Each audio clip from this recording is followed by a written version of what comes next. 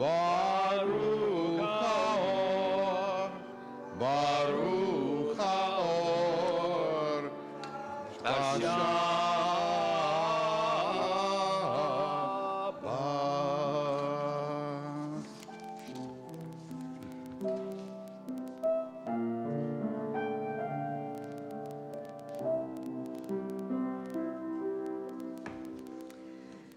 Tonight, as we welcome Shabbat, we look to this moment in time to once again perspective on where we have been and where we are going.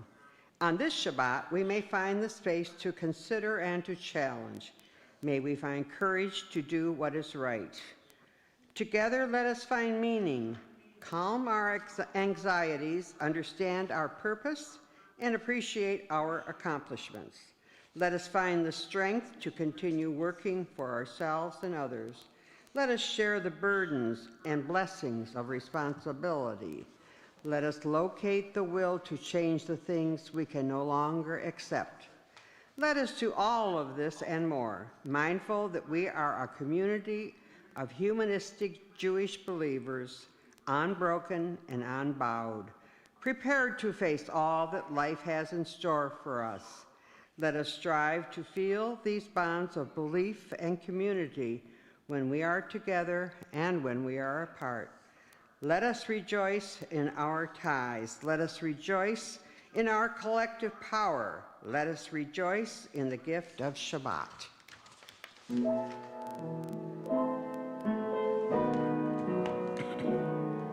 Shalom Aleichem, Ohavei Shalom, Shomerei Shalom.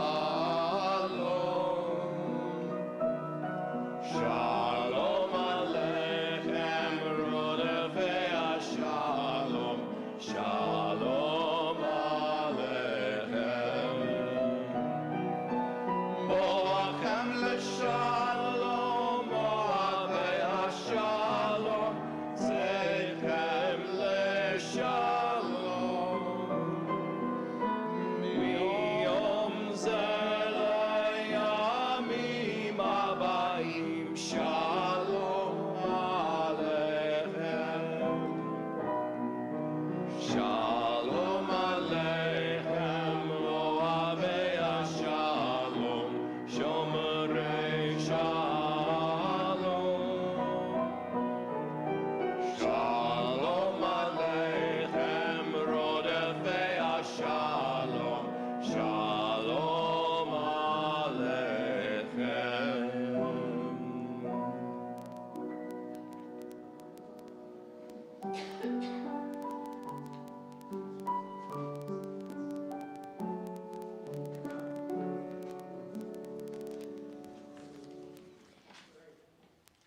In humanistic Judaism, the preservation of dignity for each and every individual is a core value. Is there dignity if freedom of choice is offered only to men? Is there dignity if freedom of choice is available only to the rich? Is there dignity when government interferes with the decisions that belong to a woman and not her doctor? Is there dignity when the health needs of one gender are covered by insurance and the health needs of another gender are controlled by the religious beliefs of their employer? No. Dignity requires that each and every individual have access to the quality, comprehensive health care that they want and need. Dignity requires that each and every individual has the right to choose what will happen to their body. Dignity requires that each and every individual has the freedom to choose their own religious beliefs without government interference. We honor reproductive freedom as a Jewish value and a right for all people. Tonight, we join the National Council of Jewish Women and many congregations in the United States by participating in Repro Shabbat 2024 to advocate for reproductive health, rights, and justice.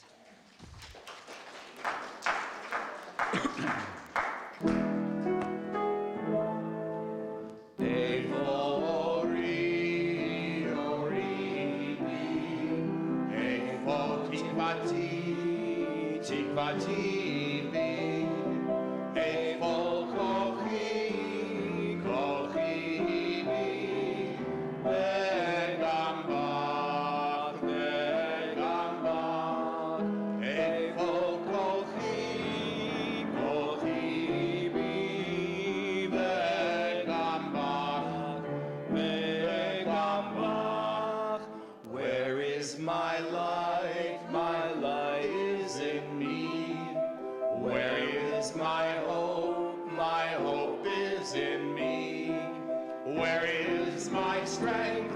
My strength is in me. And in you, and in you. Where is my strength? My strength is in me. And in you, and in you. Bonnie? Okay, everybody. Tom?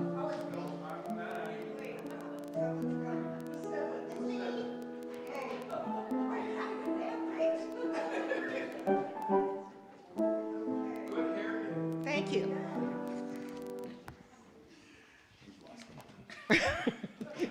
Can I say? Robert Ingersoll, one of the towering humanists of the 19th century, wrote, "If abuses are destroyed, we must destroy them. If slaves are freed, we must free them. If new truths are discovered, we must discover them. If the naked are clothed, if the hungry are fed, if justice is done, if labor is rewarded, if superstition is driven from the mind, if the defenseless are protected, and if right finally triumphs, all must be the work of our hands. The grand victories of the future must be won by us, and by us alone."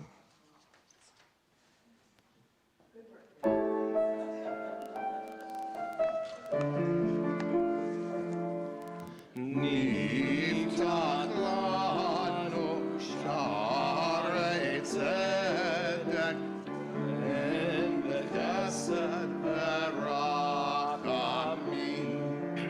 נפתח לנו שערי צדק, הן בחסד ורחמים.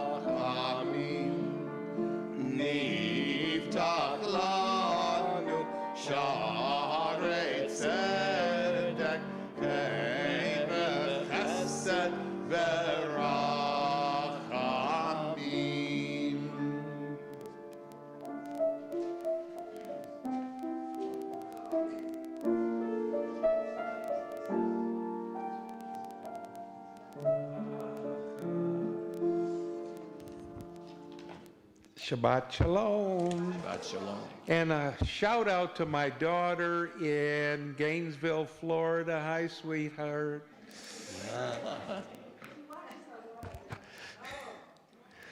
We affirm tonight that every human is endowed with the inherent right to dignity and autonomy. May we endeavor to create a caring and loving community and nation that reveres this dignity in each of us. We affirm in that reproductive freedom the inalienable right to own the personhood of one's own body is a fundamental part of the just society for which we strive. May our work merit us to see our country become a place of liberty and justice for all. And may our care for one another include care and respect for each other's right to health care, including abortion care. And may we learn to protect the most impacted and marginalized among us, because it is they who are most at risk. Let us find the strength and resolve we need because the path that lays ahead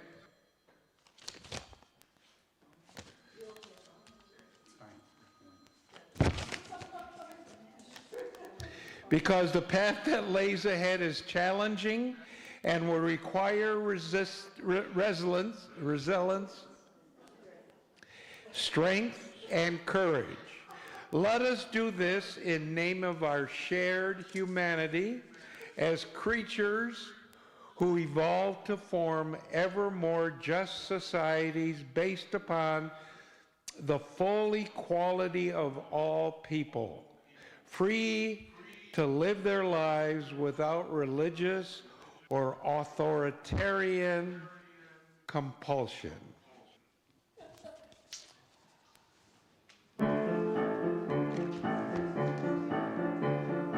Al shlosha devarim, al shlosha devarim, al shlosha devarim, haolam kayam, al shlosha devarim, al shlosha devarim, al shlosha devarim, haolam kayam, al hamet v'al adin v'al hashalom, al hamet v'al adin v'al hashalom, al shlosha devarim, al shlosha devarim, al shlosha devarim, haolam kayam, al shlosha devarim, al shlosha devarim, al shlosha devarim, haolam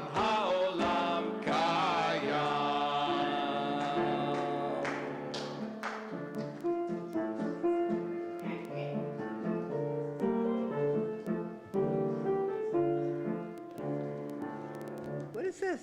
Oh, your computer? Okay. Shabbat Shalom, all. Shabbat Shalom. We must recognize that the state of peace means more than the absence of war. A state of peace means people living together despite differences, which means they must be talking about their differences openly and honestly in an open society. Peace, then, is not an abstract harmony that we can hope will descend upon us by watching for it. It's something that will prevail and can only be sustained when our most universal and necessary human values are being fulfilled.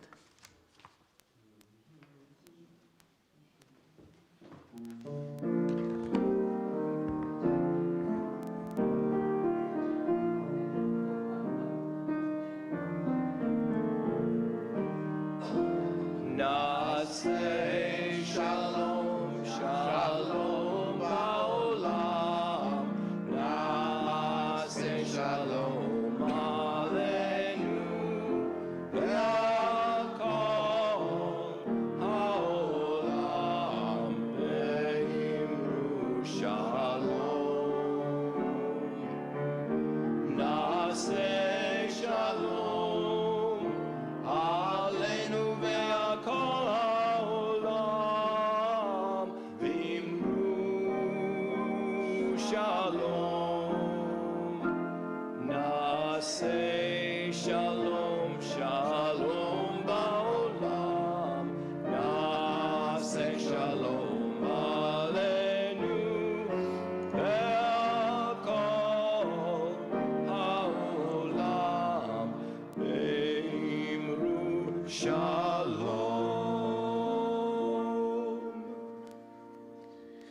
In this community where we find strength and common purpose, we turn our minds and hearts toward all those who need our love, our support, those who are ill, those who suffer pain of the body or spirit, those who are lonely, those who have been wronged.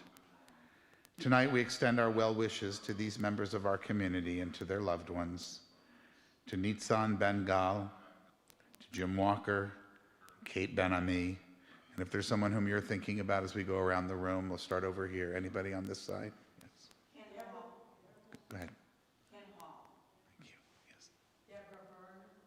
Anybody else on this side? Yes, Naomi. Richard Joybridge and David Joybridge. Thank you. Anybody else over here? May all who suffer know that they are not alone, that we are there. May they be healed quickly. May they experience a refuah shlema, a complete recovery, the renewal of their bodies and the renewal of their spirits. At darker times in Jewish history, there were moments such as this one during Jewish services when prayers were offered for those held hostage. To redeem captives, Pidyon Shvuim it's called, was an essential mitzvah. Sadly, we again find ourselves in such a reality in the spirit of our ancestors, though, who lived through those terrible days and found strength in community. We voice these fervent hopes. May those taken captive find the courage to carry on. May those who love them not despair of their return. May they soon emerge from their confinement whole in body and in spirit, to know once again the embrace of loved ones.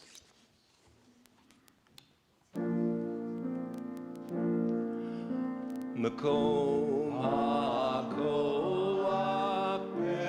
betocheinu, mekorot habracha mi'evroteinu.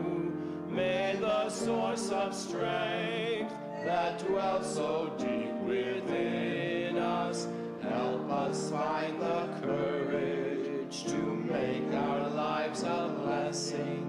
And let us say, Shalom.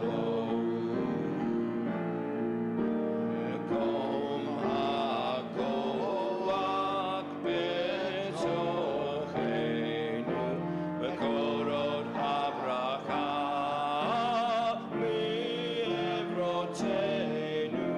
May those in need of healing know refuah shlema.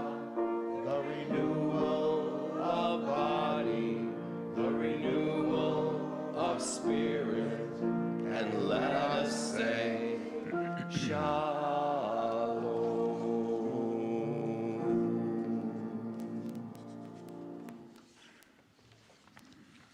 I got a promotion. I started to make the call, then I remembered. I got sick and didn't know what to do. I started to make the call, then I remembered. I forgot what that Yiddish expression meant. I started to call, then I remembered. I wanted your recipe. I started to call, then I remembered. Good news, bad news, wisdom and guidance. I start to make the calls, but then I remember. You aren't out there. You aren't going to answer. You're in my heart. I'll always remember. Our thoughts turn to those who are no longer with us, our own loved ones, those whom our friends and neighbors have lost, the martyrs of our people whose graves are unmarked, and those of every people and nation whose lives have been a blessing to humanity. As we remember them, we meditate on the meaning of love and loss, of life and death. We recall now our loved ones whom death has recently taken from us, those who died at this season in years past, and those whom we have taken into our hearts with our own. Tonight we observe these yard sites, and before that we take a moment to remember Bruce Goldsmith, our friend, our fellow congregant who died just a couple of weeks ago. We're still during the Shloshim period. And we add to his name these people on our yahrzeit list, beloved of our congregation: Samuel Block, George Blum, Elsie Fleischer, Joseph S. Greenberg, Gertrude Meza, and Paul Molnar. If there's someone who tonight you are remembering and would like to share their name as we did earlier for those who are ill, please feel free. Anybody here? Yes, Esther. Thank you. Know me. Thank you. Do we miss anybody on this side? Anybody over here?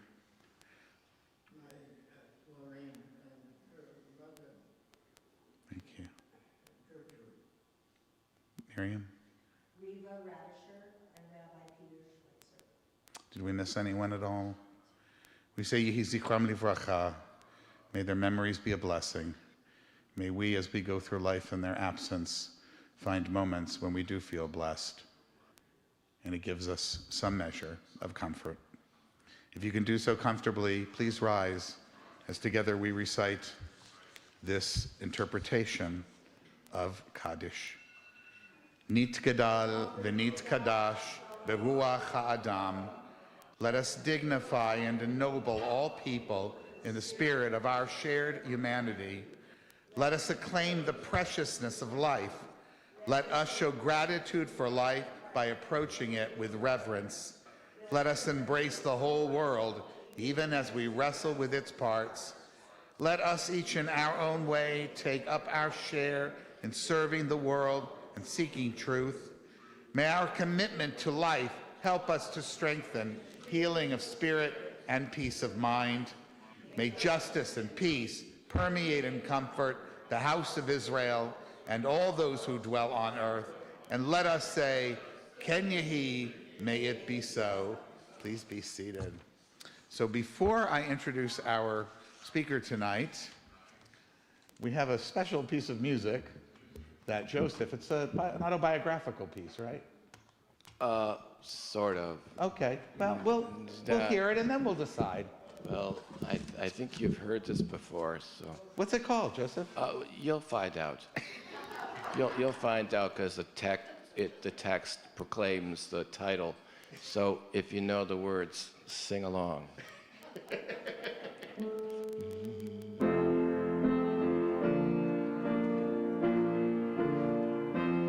I am woman, hear me roar, in numbers too big to ignore. And I know too much to go back to pretend. 'Cause I've heard it all before, and I've been down there on the floor. No one's ever gonna keep me down again. Oh yes, I am wise, but it's wisdom born of pain. Yes, I paid the price, but look how much I've gained. If I have to, I can do anything. I am strong, I am invincible, I am woman.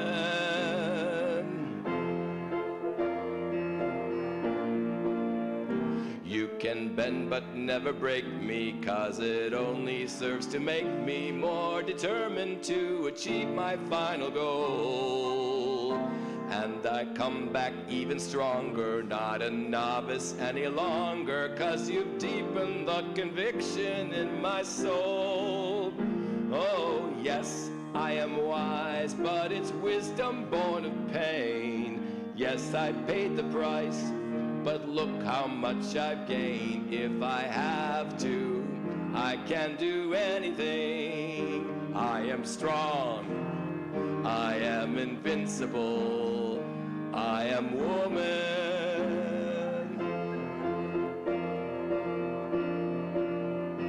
I am woman, watch me grow, see me standing toe to toe, as I spread my love and arms across the land.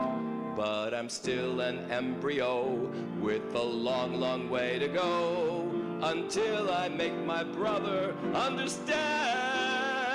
Oh yes, I am wise, but it's wisdom born of pain. Yes, I paid the price, but look how much I've gained. If I have to, I can do anything. I am strong, I am invincible. I am woman, woman, hear me roar.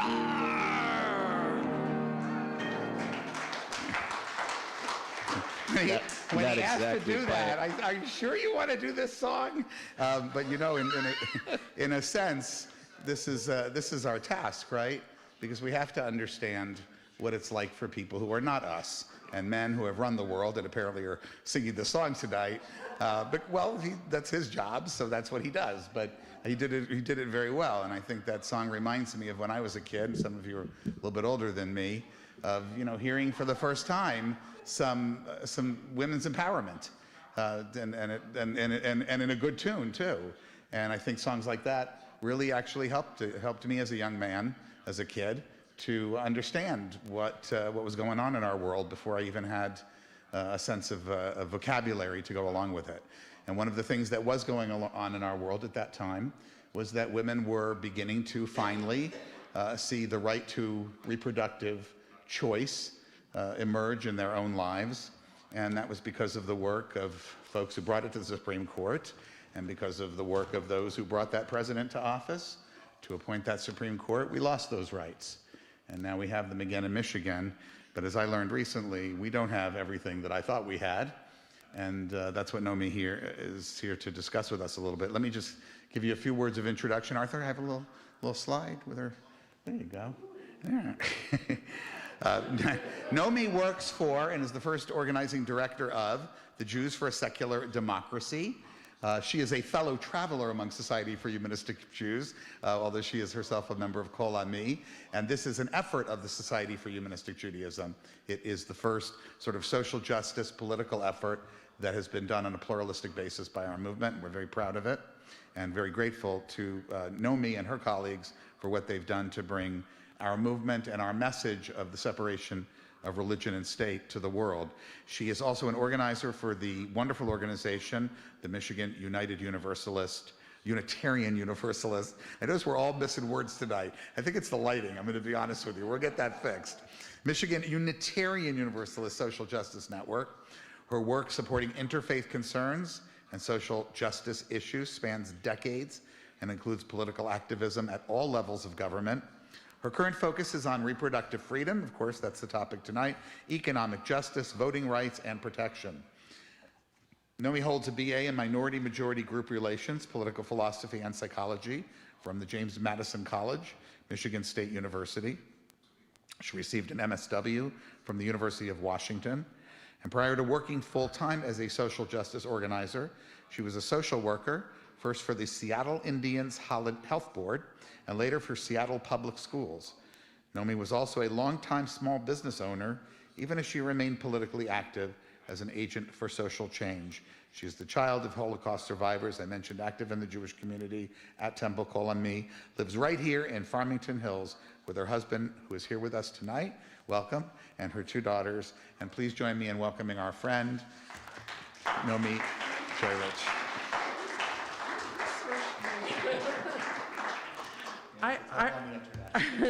I would like to make a request that every time I speak anywhere for the rest of my life, that it be preceded by that song. And I hope some of you noticed my necklace, which is all my hangers. And I'm not going to ask for a show of hands, but I'm sure that there are people here who either yourself or your loved ones had illegal abortions, self-induced abortions, including my own grandmother who did. So a lot of people think that with Prop 3, which we were very involved with, Jews for a Secular Democracy, and everybody here helped sign the petition, and I appreciate it greatly, that we're set in Michigan, which is more or less true, but Prop 3 still did leave a bunch of gaps, and so I'm here to talk to you about the Reproductive Health Act, which was recently signed into law by Governor Whitmer, and what work we still have to do. Arthur, next, please. So this, I'm not going to go through this, but this is basically the text of Proposal 3, the Reproductive Freedom for All. So this is the constitutional amendment that we passed here in Michigan already. Next, please. So now I want to say what's missing. What's the Reproductive Health Act? So the Reproductive Health Act refers to a package of bills that all really have to do with access. So and we didn't want abortion just to be a right in name only. If it's a right, but you can't access it, it's not really a right. So the Reproductive Health Act is all about access. Next, please. Here is pictures from a very proud day that I was at, with Governor Whitmer signing most of the Reproductive Health Act into law. You can probably, many of you recognize me standing with Representative Samantha Steckloff, who's the representative for this district right where we are. And the woman in the green dress is Representative Lori Pahutsky. And she is really probably in the Michigan State Legislature the #1 champion for reproductive freedom. She's the one who brought forth most of the legislation dealing with reproductive health care. So this was a great celebration and a fun memory for me. Next, please. So what did the Reproductive Health Act do? So first thing it did is it created some things and it repealed some things. So it repealed TRAP laws, and TRAP stands for Targeted Regulations of Abortion Providers. And it's a whole series of restrictions that are not medically necessary that are designed just to limit abortion. And so this is a favorite tool of the right during all of the era of Roe, where they couldn't really make abortion illegal, but they tried to put as many laws into place to make it difficult. So these are things like the sink has to be this high, the hallways have to be this wide, the lights have to be this bright, things that, that apply to surgical facilities but do not apply to any other outpatient facilities. Like if you go to get a colonoscopy, for example, it had less medical restrictions than to get an abortion. So those medically non-necessary restrictions have been repealed. Next, please. It repealed the gag rule at public universities. So prior to this, if you went to your student health center at Wayne State College, for example, they would not be allowed to refer you for an abortion. Okay, so that, or even talk to you about it as an option. So that has been repealed. Next, please. It also repeals the ban that you can't criminalize doctors. So you can't make it a crime to provide an abortion for a physician. Next. This is one I didn't even know existed until I started working on this, that there was a funding deprioritization, which meant that any organization that provided abortions would be at the very back of the line for any kind of state funding of anything, even if it wasn't abortion. So that's been repealed. Next, please. So you might have heard about the abortion rider, where your private insurance, whatever Blue Cross, whatever Aetna you have privately, was banned from providing abortion coverage unless you took out a specific rider saying, you know, I want to pay extra so that my policy has abortion coverage. Of course, like many things, people don't expect that they're going to need it, you know. Most people just don't think, oh, I'll get this abortion rider because I might need it, you know. So this has been repealed. Next, please. This is a new right that this didn't repeal something. This is a new law that it prohibited the criminalization of pregnant people. So it prohibits criminal punishment of pregnant people for actions they take during their pregnancy unless it's already illegal. So, for example, it's illegal to ingest cocaine. So if you do it when you're not pregnant, or if you do it when you're pregnant, you can be prosecuted for that. But it is not illegal to smoke cigarettes or to use marijuana. So since it's not illegal if you're not pregnant, it's not illegal if you are pregnant either under this new passage. Okay. Again, you know, like if you're I don't know what else, but I mean, there in some states, pregnant women were being punished for even things that have no legal, like maybe you went skiing when you were pregnant and you fell and hurt yourself. You know, you could be prosecuted for endangering the fetus. So you're not allowed to prosecute anybody for something that's not already against the law. Next, please. So we did a lot with the Reproductive Health Act. We did a ton, but we didn't do everything. And the reason why we didn't do everything, we started with a more ambitious bill. There's a extremely razor-thin progressive majority in the Michigan legislature. It's even thinner now. And it really only takes one, like if everyone is voting in block, you can pass things, but it only takes one person to basically make it impossible to block something. And that's exactly what happened. There was one legislator who just refused to go along with certain things. Next, please. So probably the most controversial of the things that didn't get included is parental consent law. So this is still in place, that if a minor is seeking an abortion, then they need to have consent from their parents. If they can't get consent from their parents, they can go to a judge and request a judicial bypass. I mean, I don't know how sophisticated and savvy your own kids were, but there aren't very many minors who are going to know how to navigate that system of how to get an attorney and find a judge and request a hearing to get and have the money to do that, to request a judicial bypass. It's not impossible, it's been done, but I mean, I don't think my daughters would have been able to navigate that system. I don't know about your kids. So this is still on the books, and we still want to get rid of that, but this is the most controversial of them. Next. So this is also still on the books, that you have to be a physician in order to provide an abortion. Whereas, like, I'll tell you, my father had brain surgery, and the person who did the surgery was a midwife.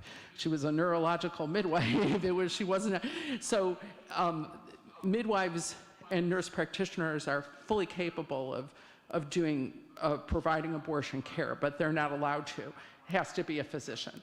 So this is something that we're hoping to change. Next.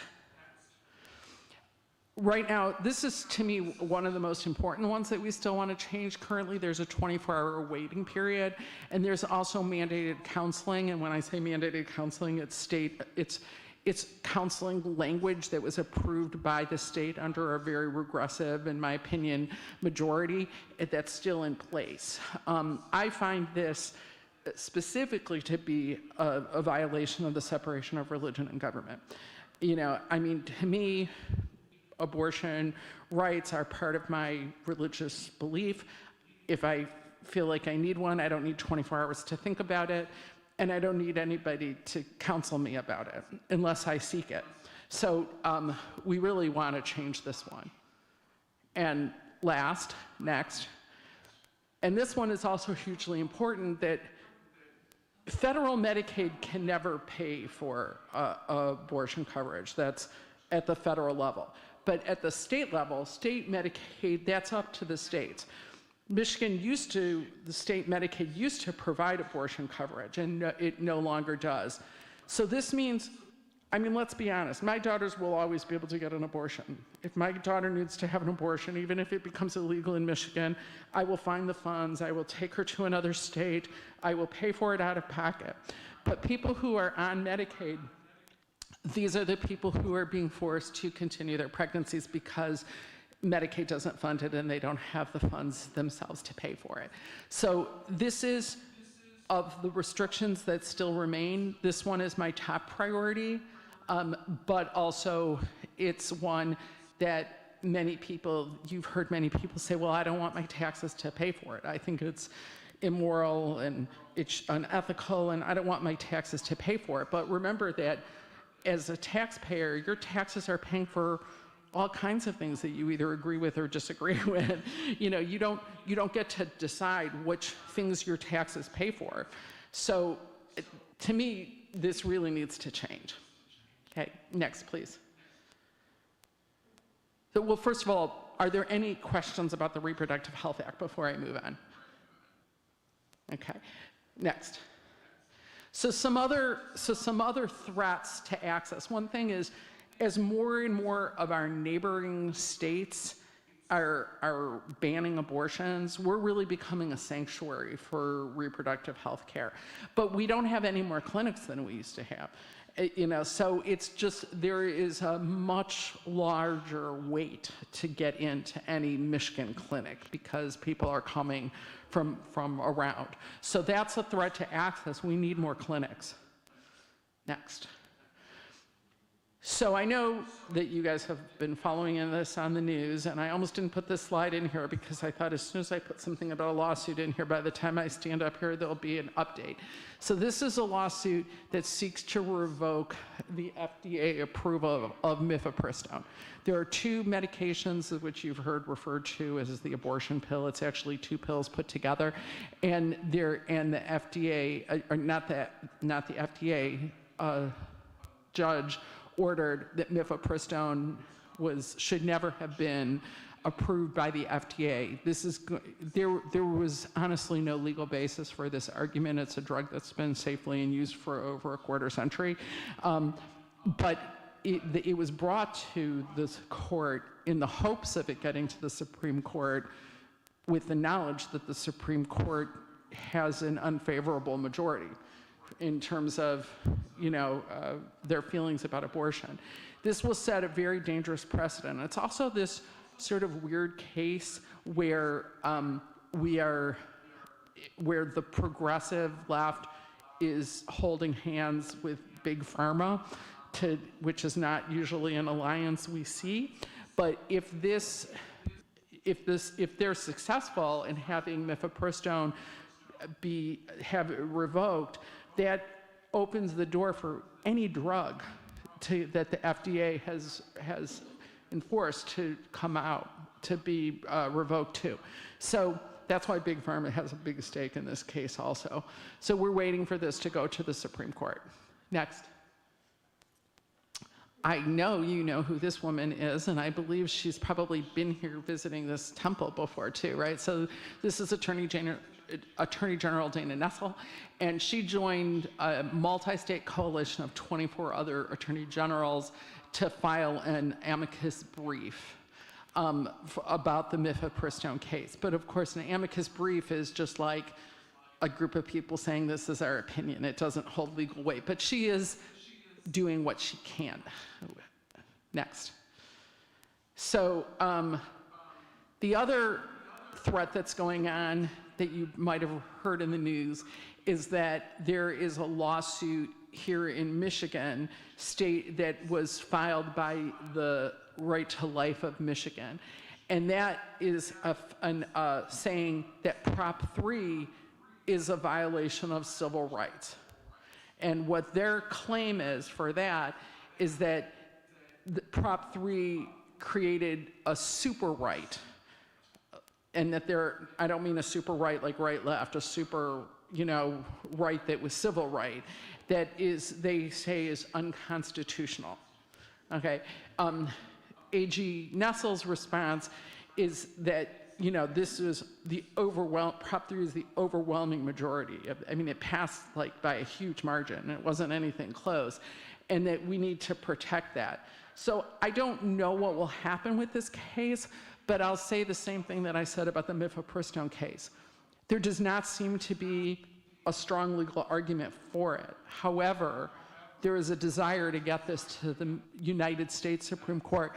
This was not filed in Michigan court because they did not want this case to go to the Michigan Supreme Court. They want this case to be in the federal court system where it's heard largely by judges who were appointed by our previous president, and they want this to end up in the United States Supreme Court. There have been other cases, for example, the case that I'm sure you also all were familiar with the football coach in Bremerton, Washington, praying with his students, that was basically like a legal joke. There was no legal argument, and yet the Supreme Court found in their favor.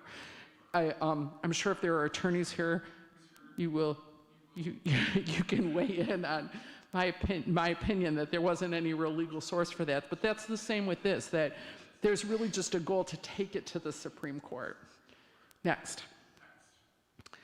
Another threat, which I'm sure we're all here aware of, is that at the national level, they could pass a national abortion ban. If a national abortion ban were passed at the federal level, that would supersede what our state constitution says.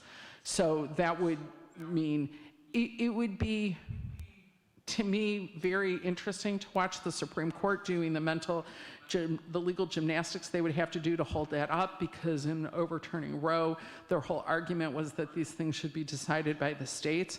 But so I don't know how a national abortion ban would go.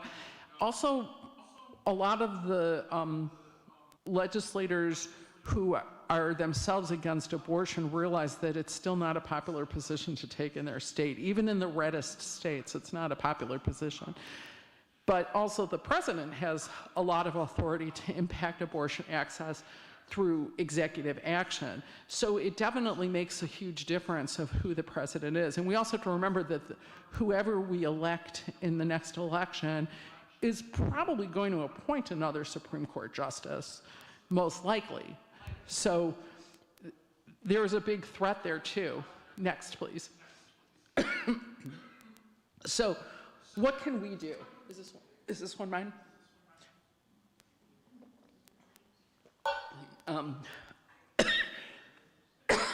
You can tell your state representative and your state senator that you want them to pass the rest of the Reproductive Health Act. You can elect reproductive justice champions. You can support reproductive justice campaigns in other states. There's a whole bunch of states that are going to have ballot initiatives that are similar to the one we passed last year. There's one in Florida, there's one in Arizona, there's probably, I can't remember where I read that just announced they were going to do another one. There's probably going to be several. So you can support those, and you can educate your friends. Because a lot of people feel like we pass Prop 3, we don't have to do anything else, but we do. Are there any other questions? Yes? I'm a member of a health club, and I was overhearing a woman who, she works for one of these clinics that does work with pregnant women, but they never mention abortion. Yeah. And she says, I'm doing it for God, and I wanted a string of her on the spot, but it wouldn't make me look good. But apparently many of these clinics around. There are many of these clinics. Pregnancy? Yeah. And they say, come here, but they never mention abortion. If you bring it up, they go to somebody else. What can we do about that? There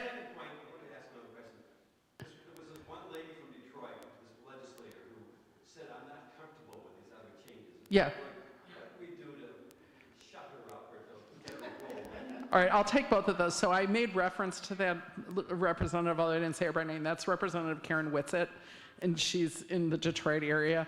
I will say that her position was highly profitable. She's a Democrat. She received a tremendous amount of money from the far right for her position, which I think can only guess may have influenced her feelings. I can't say for sure. I'm pretty certain that there's going to be a strong attempt to primary her. In fact, a friend of mine is probably going to be running against her in that seat, but none of that's public yet. But I am expecting that she will see a primary challenge.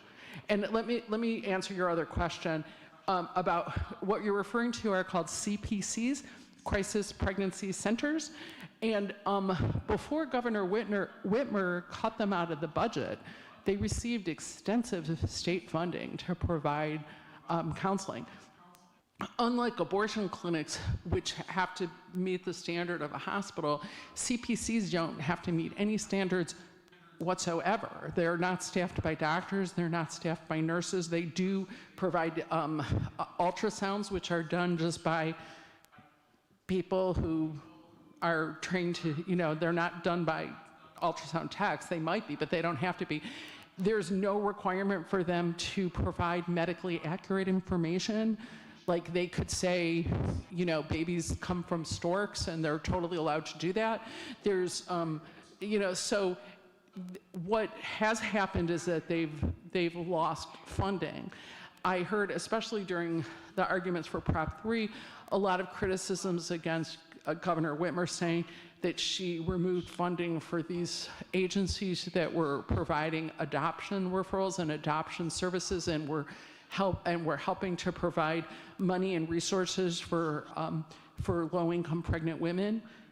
That is true, but it's because they were part of the crisis pregnancy centers. So I do think that we need to also have legislation that if you call yourself a clinic, you need to meet certain kinds of bare requirements, like giving medically accurate information, for example, I think would be a fairly low bar.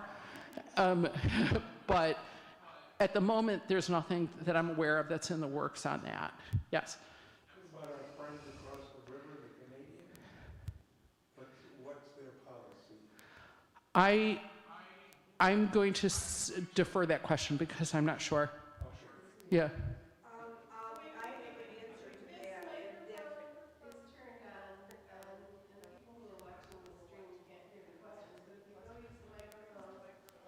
that. Okay. His question was, is it legal in Canada? And I don't know. Yes, go ahead. Can you continue? Years ago, when I was at Wayne State, I had 4 pregnant at the same time who needed abortions. It was illegal in Michigan. And I separately drove each one to Canada to get an abortion. This was many years ago. Yeah. I don't know what the policy is. What it is currently. It's legal. Okay. But I will say that your insurance is not going to pay for a procedure in that, I can say for sure, will not pay for a procedure in Canada. Back then. I'm sure it's more now. Are there any other questions? Yes, Esther. You say to support reproductive justice campaigns in other states. How do we do that? Oh, that is an excellent question. Thank you. And I can give the links for a follow-up email if you'd like, but there's certainly a very active campaign in Florida and in Arizona and in other places. I can give the links to Rabbi to put in the next newsletter if you'd like.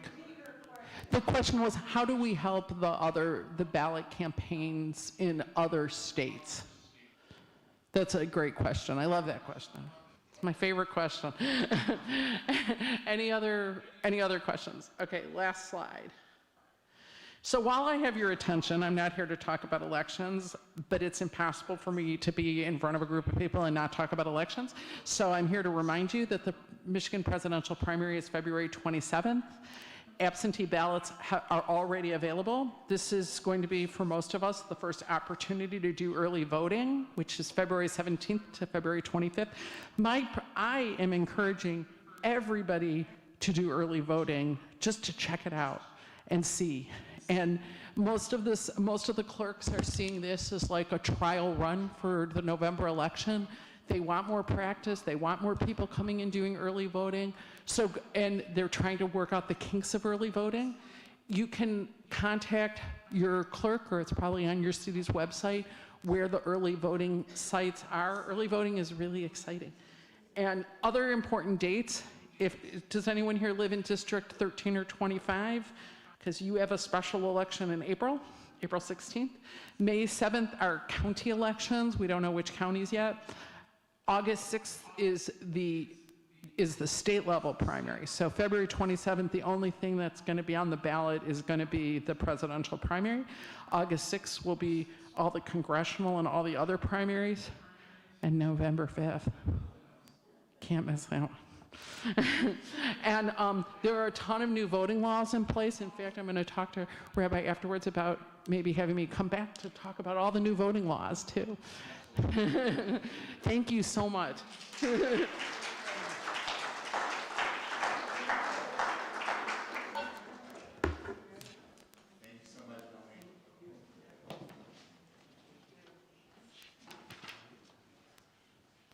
All right.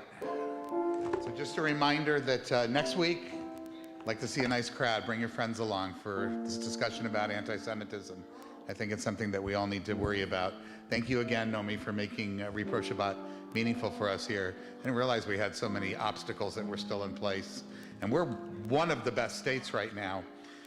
Look in the newsletter. I will include any of the links that Nomi and the Jews for a Secular Democracy send me, and we'll keep them there for a few weeks for you. May we know peace as we go on our way. May we be guided by love. May we be blessed with health and joy. May this be our blessing. Shalom. Shalom. Shalom. May this be our blessing. Shalom. Shalom. Shalom. May this be our blessing. Shalom. May we be sheltered by the wings of peace.